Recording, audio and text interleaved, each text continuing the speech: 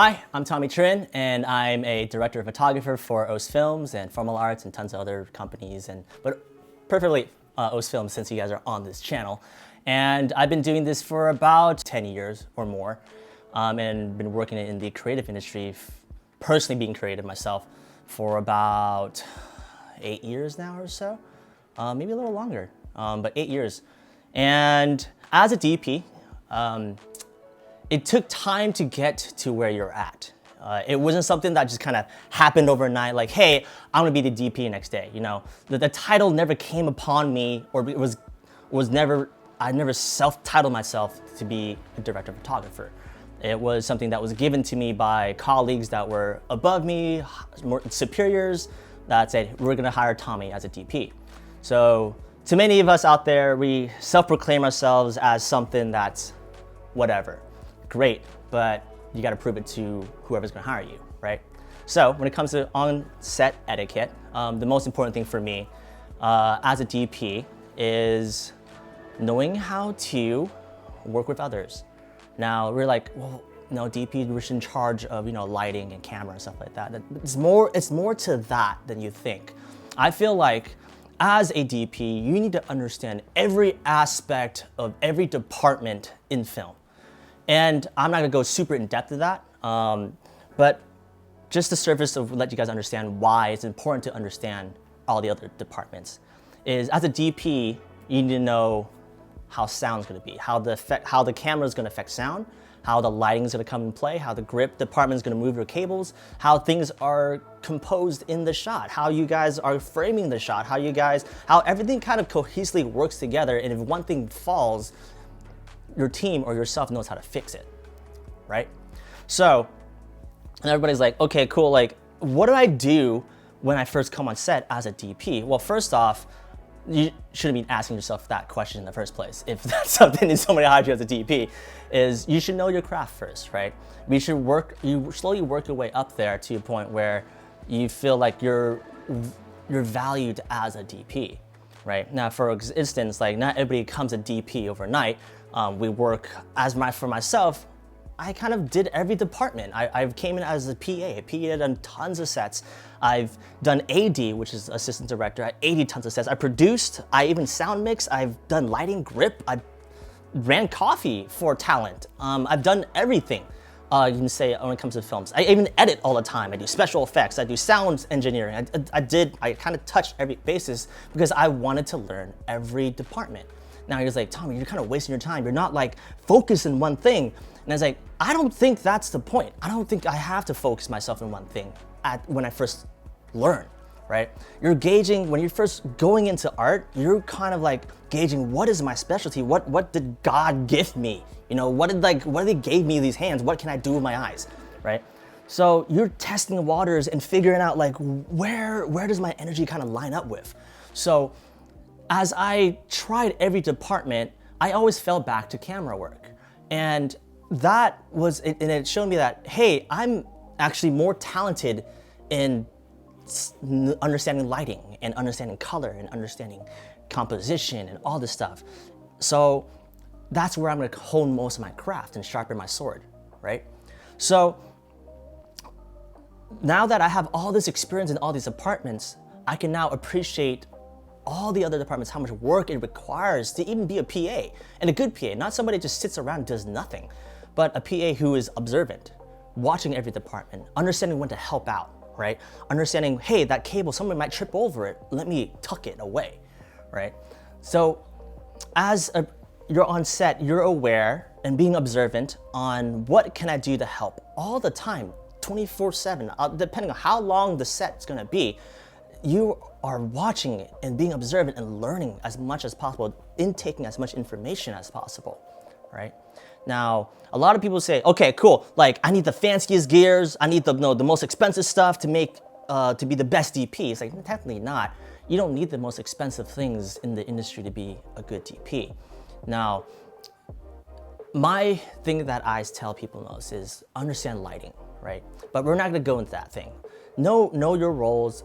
You don't have the most talented person either to actually be a DP, right? What it boils down to is, as long as you're a good person, fun to work with, have good energy, able to kind of vibe out with everyone, you know, understand different people's personalities, and understand how to talk to them, how to communicate with them. That will make you better than just a regular DP, is that you're a people's person. Because on film, I don't think film is a single man team.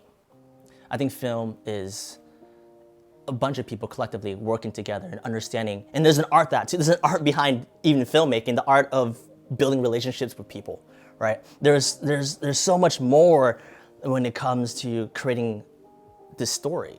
There's a story behind that story, which is the people making the story, right?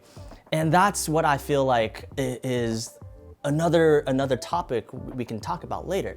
But all this stuff comes down to is everything is cohesive and it has to match, right? And so if you're coming on set being super moody and not feeling good for the day, like try to just put it in the trunk or something, put it away, because we don't want to kind of have that energy affect everybody else. And if you do have a problem, you know, go talk to the AD. Don't go bothering and spreading your negative shit to like everybody else.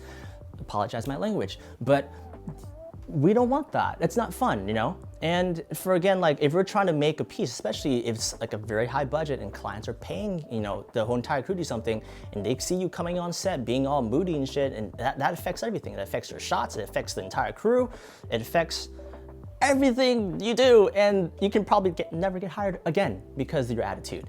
So what I say is just be a good damn person, please.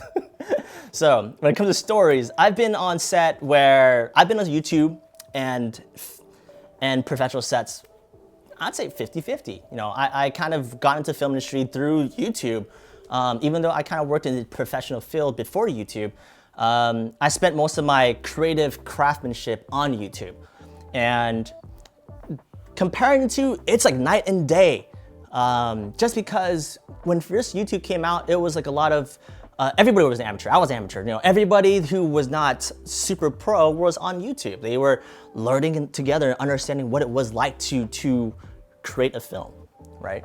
And as a DP, you really don't have references besides watching movies and TV shows. And especially if you never went to school for it. Personally, I never went to film school. I just, you know, you kind of study everything. So there is a difference between, hey, a small crew, which is YouTube, either it's 2-man, 3-man, 4-man, 6-man, 10-man crew for YouTube you're damn lucky if you have a 10-man crew for YouTube. So, and then you have the film sets who are union-based or non-union based, who are like 50, 60 people deep, 100 people deep. And you compare the two, like, hey, there's so many more people here. They have a bigger budget.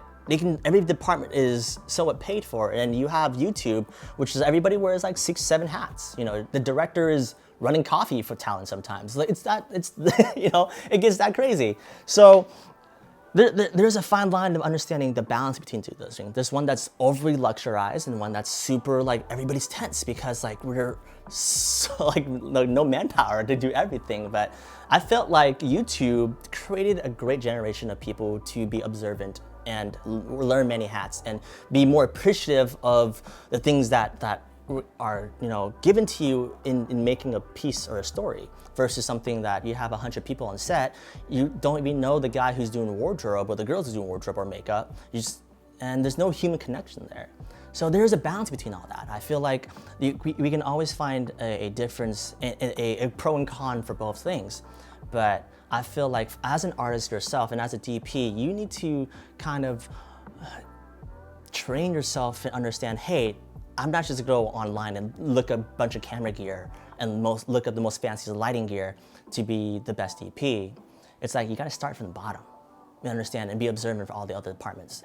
And some people are like, okay, cool, like, what can I do with this thing, you know, versus this thing? Like, there's a huge difference in price range, but if you gave me this, I can do the same thing with this. Either or, doesn't matter. Because whatever camera gear you give yourself, even an iPhone or a Samsung, whatever phone you use, it's important you understand how to tell a story through the camera, right? And we'll get to that later. I'm not gonna go into that, but today we're talking about set etiquette, is understanding when is a good or a bad time to do something, right? So, and it's always a good time to be observant. And I keep referring back to this is the fact of, You have to pay attention to every department, right? And make sure that you are learning. And if you're not learning, switch your damn career. Peace.